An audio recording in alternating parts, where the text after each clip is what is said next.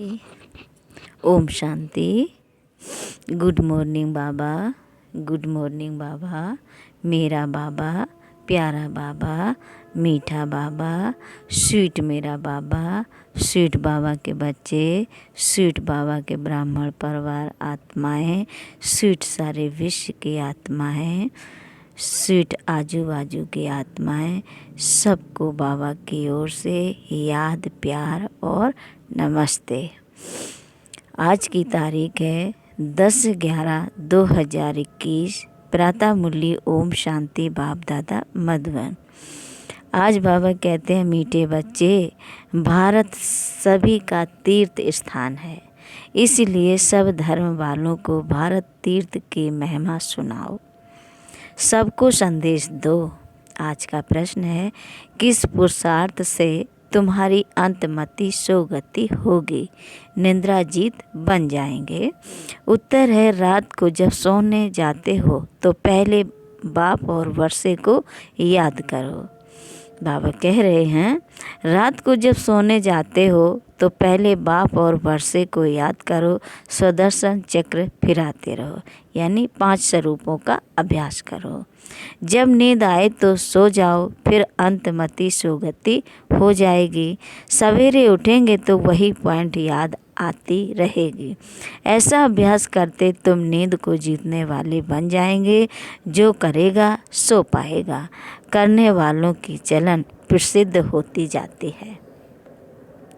आज का गीत है, जो पिया के साथ है उसके ज्ञान की बरसात है। ओम शांति, ओम शांति। जो पिया के साथ है, अब दुनिया में बाप तो बहुत हैं, परंतु उन सबका बाप रचयिता एक ही है, वही ज्ञान का सागर है। ज्ञान से ही सद्गति होती है। सद्गति भी मनुष्य की तब होती है जब सतयुग की स्थापना होनी हो। बाबा तुमको ही कहा जाता है, क्या लिखा है, बाबा को ही कहा जाता है सद्गति दाता। जब संगम का समय हो तब तो ज्ञान सागर आकर सद्गति में ले जाएंगे। इस समय दुर्गति तो सबकी है, दुर्गति भी सबकी एक जैसी नहीं होती। सबसे प्राचीन भारत है, पुराना सा पुराना भारत है। भारतवासियों के ही 84 जन्म गाए हुए हैं।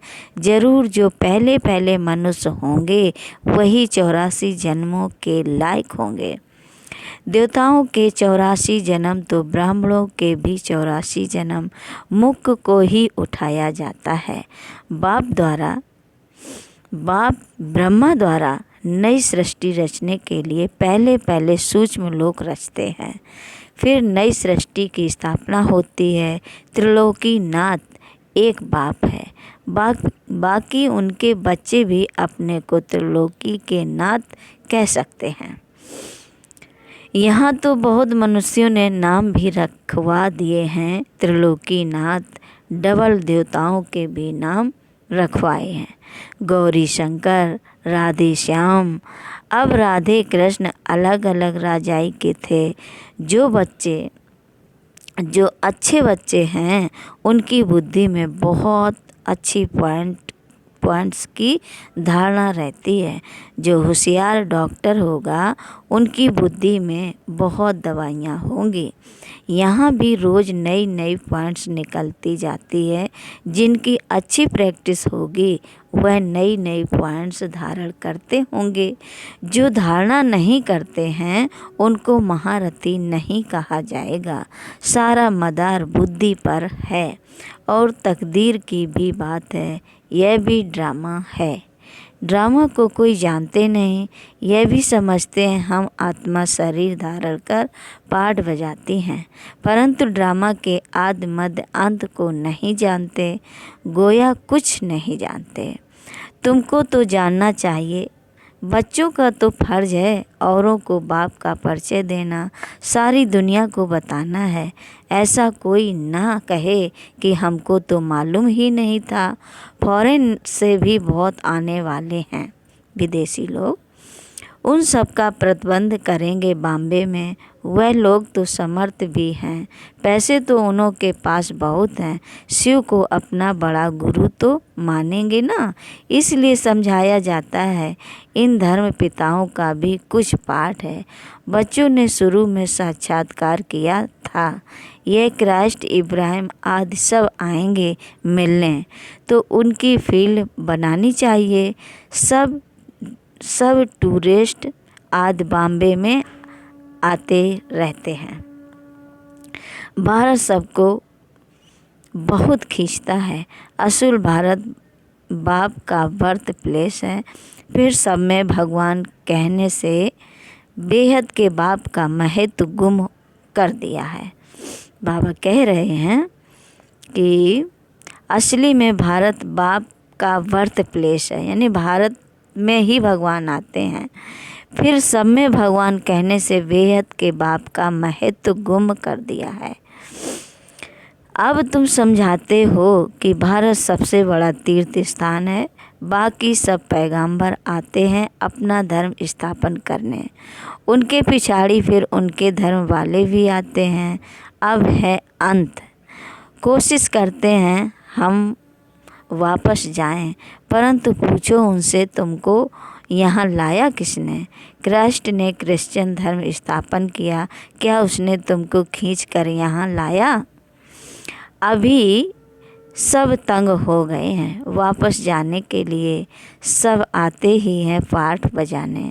पाठ बजाते बजाते आखिरी दुख में आना ही है, फिर दुख से छुड़ाए सुख में ले जाना बाप का ही काम है।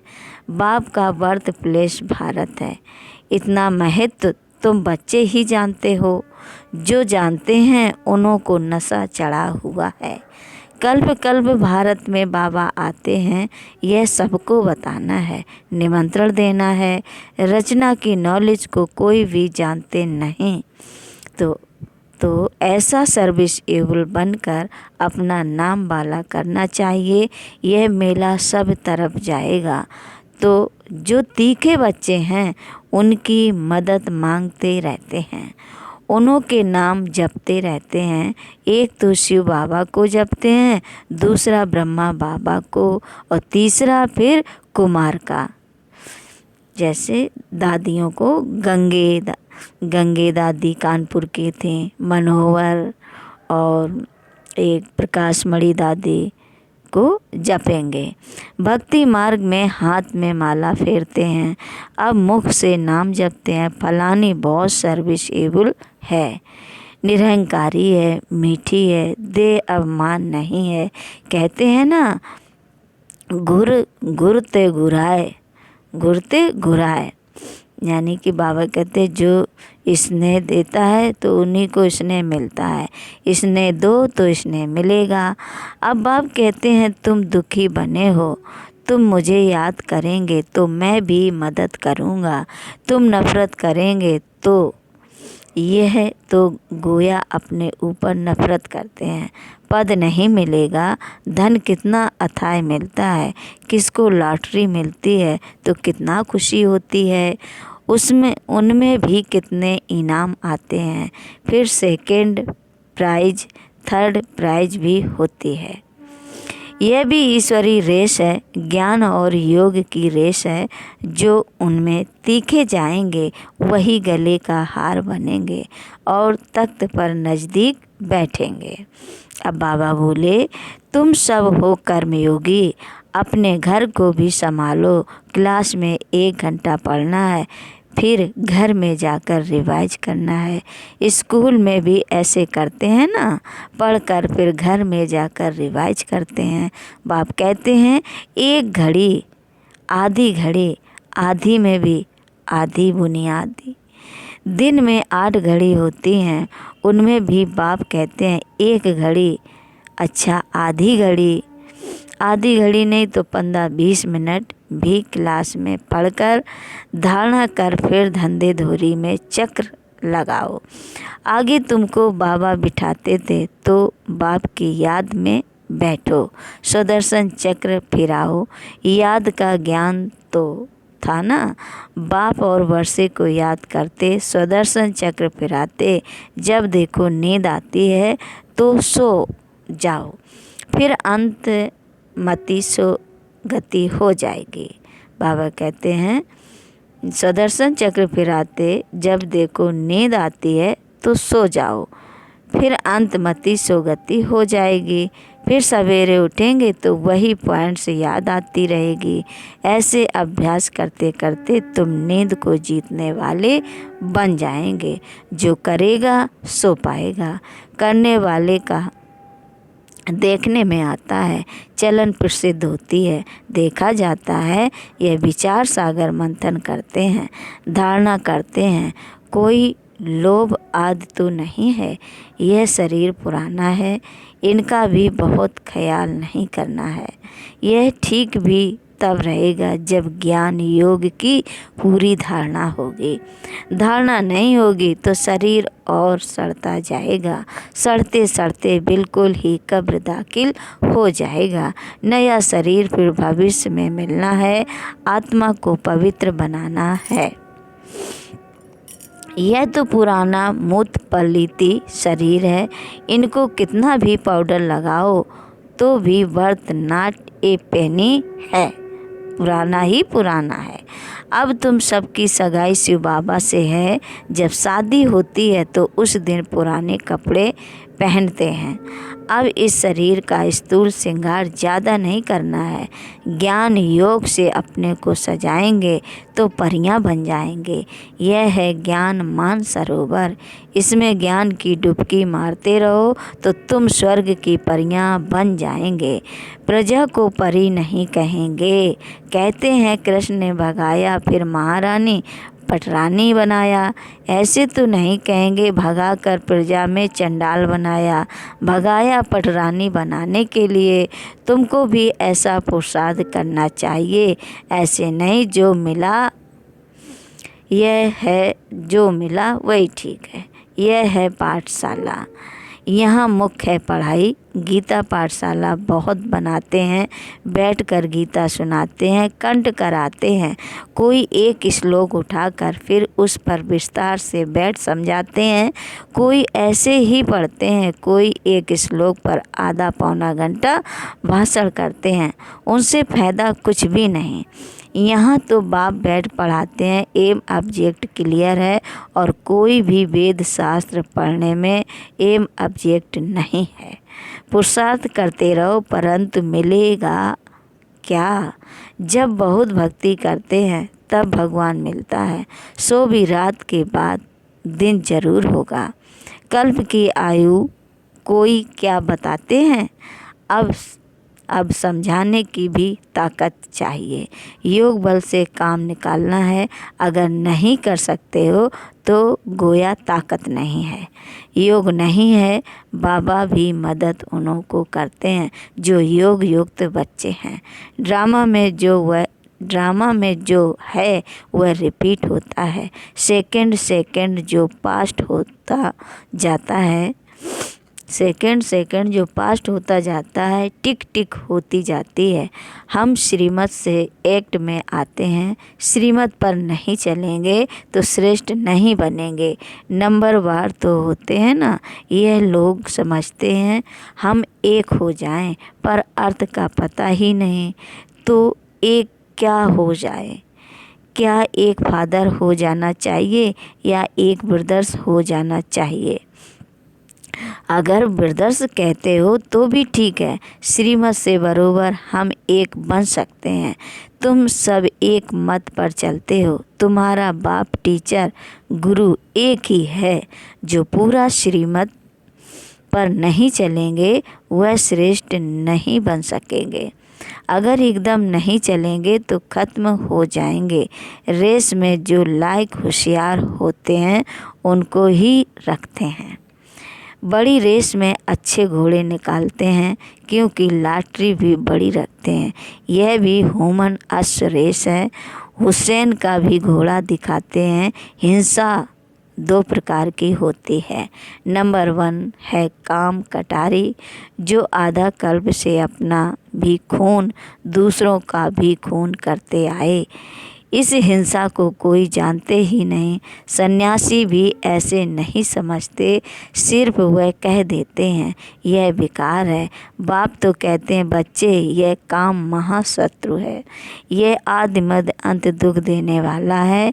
यह भी सिद्ध कर बताना है कि हमारा प्रवृत्ति मार्ग है, राजयोग है, तुम्हारा हठ योग है। तुम शंकराचार्य से हठ योग सीखते हो, हम शिवाचार्य से राजयोग सीखते हैं। आगे चलकर तुम्हारी प्रत्यक्षता होगी जरूर। कोई प्रश्न पूछते तो देवताओं के 84 जन्म 5000 वर्ष में हुए, क्रिश्चियन के कितने हुए? क्राइस्ट को 2000 वर्ष हुए। अब हिसाब करो उनके एवरेज कितने जन्म हुए? 30-32। यह तो क्लियर है। जो बहुत सुख देखते हैं वह बहुत दुख भी देखते हैं, और धर्म वालों को कम सुख कम दुख मिलता है। एवरेज का हिसाब निकालना है। मुख्य जो प्रेस्पिटेटर हैं उनका जन्म निकालेंगे। पीछे जो आते हैं वह थोड़े थोड़े जन्म लेते हैं। बौद्ध का इस्लाम का भी हिसाब निकाल सकते हैं करके, 1-2 जन्म का फ़र्क पड़ेगा। एक्यूरेट तो नहीं बता सकते। एवाउंट में समझाते हैं। यह सब बातें विचार सागर मंथन करने की हैं। कोई पूछे तो क्या समझाएं? फिर भी बोलो, पहले बाप को याद करो, क्योंकि बाप से वर्षा लेना है। जन्म कितने लिए होंगे उतने ही लेंगे। बाप से वर्षा लो, अच्छी रीत समझाना है, मेहनत का काम है। अब बाबा बोले, बच्चे बम्बई में बहुत मेहनत कर रहे हैं, क्योंकि उनको बहुत सक्सेसफुल होना है। इसमें बुद्धि चाहिए। बाबा के धन से बहुत लव चाहिए। कोई तो धन नहीं लेते। अरे ज्ञान रत्न लो और धारण करो, तो कहते हैं हम क्या करें, हम समझते नहीं समझते हो तो तुम्हारी भाभी। अच्छा, मीठे मीठे शकील दे बच्चों प्रति माता पिता बाप दादा का याद प्यार और गुड मॉर्निंग। रूहानी बाप की रूहानी बच्चों को नमस्ते। हम रूहानी बच्चों की रूहानी बाप दादा को याद प्यार और नमस्ते नमस्ते, गुड मॉर्निंग बाप दादा। शुक्रिया बाबा, शुक्रिया। धारणा के लिए मुख्य सार पहली पॉइंट है, शरीर को ठीक रखने के लिए ज्ञान योग की धारणा करनी है। किसी भी चीज़ का लोभ नहीं रखना है। इस ज्ञान योग से सजना है, स्थूल श्रृंगार से नहीं। दूसरी पॉइंट है, एक घड़ी आधी घड़ी पढ़ाई अवश्य पढ़नी है। ज्ञान और योग में रेस करनी है। आज का मधुर वरदान है, सर्व के दिलों के राज को जान, सर्व को राजी करने वाले सदा विजयी भव। बाबा कहते हैं विजयी बनने के लिए हर एक के दिल के राज को जानना है। किसी के मुख द्वारा निकलने वाले आवाज़ से उसके दिल के राज को जान लो तो विजयी बन सकते हो। लेकिन दिल के राज को जानने के लिए अंतर्मुखता चाहिए। जितना अंतर्मुखी रहेंगे उतना हर एक के दिल के राज को जानकर उसे राजी कर सकेंगे। राजी करने वाले ही विजयी बनते हैं। आज का स्लोगन है, वैराग्य ऐसी योग धरनी है जिसमें जो भी फल डालेंगे वह फलीभूत अवश्य होगा। ओम शांति। प्रिय भाई और बहनों, वीडियो पसंद आए तो लाइक ज़रूर करें। ओम शांति।